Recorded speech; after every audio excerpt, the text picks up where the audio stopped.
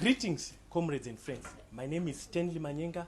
I'm the chairperson of the Youth Assembly, Harare Province, MDCA Alliance, which is led by Advocate Nelson Chamisa. I'm also a councillor in Ward 23 Waterfalls. As you know, the runaway renegades have recalled up to 20 councillors this far.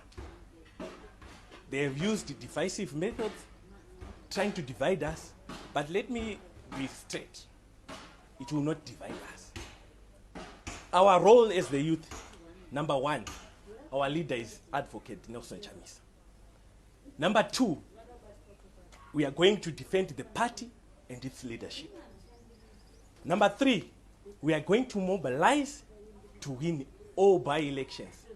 Let me assure you, to all those councillors that were affected and MPs, as the youth will be leading in mobilizing, I thank you.